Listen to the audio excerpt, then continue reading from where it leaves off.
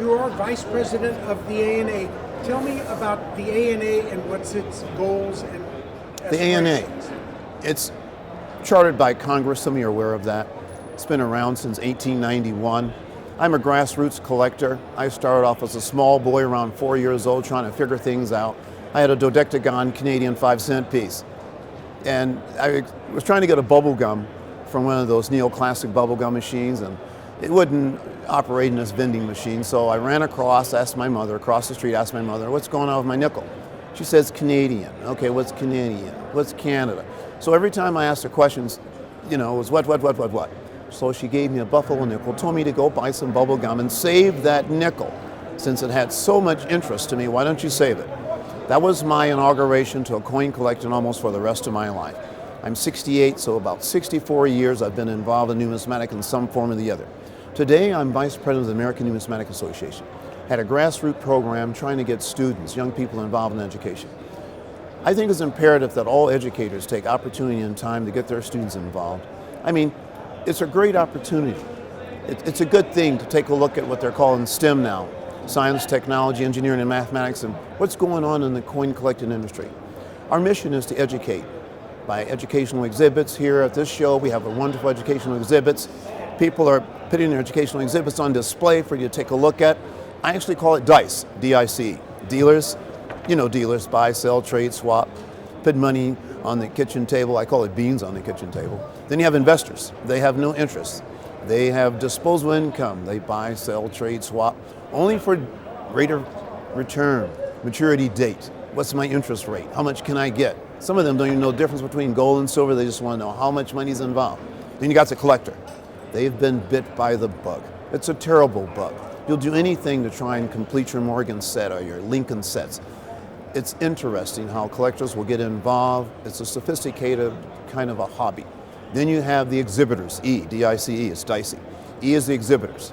They'll stand on the table and say, wow, I've got the best coins ever, perhaps this side of the Western Hemisphere.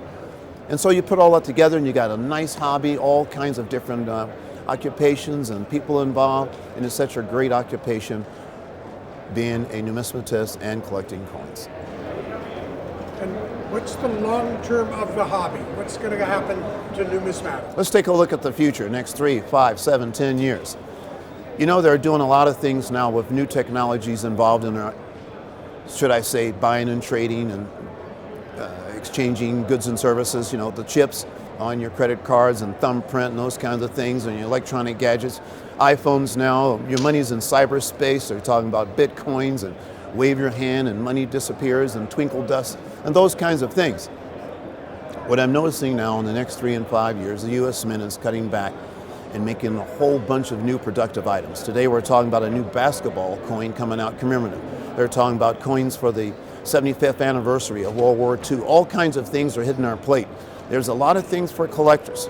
The ANA is a strong organization. They're getting stronger. They're trying to push and get a good leadership. They're looking at new strategies and new methods to get people involved, membership techniques. I know that all educators now can get into our coin shows free of charge, free of mission. Educators from all over the place. Just say that you are anything associated with educator, teachers, counselors, principals, superintendents, those people. Come and proliferate the information around, disseminate it to all the students out there in our community. There's a whole group of students, college, elementary, and it's a lot of information going on. I think that the ANA is doing a very good job. We have a nice team, nice board members. We have a nice director, Kim. She's doing a nice stellar job. She's promoting numismatics always. She's got a fine team in Colorado Springs, Colorado. So I think it's a great thing. I'm happy to be a member of the ANA. I'm happy it's a nice organization for coin collectors. We have a place to go and enjoy our hobby and our techniques, and I meet a lot of wonderful people over the years. Coin collecting is fun for everyone. In the old days, they used to call it the hobby of kings. Now it's the hobby of everyone. Everyone has the right, the opportunity, and the privilege to collect coins and enjoy themselves.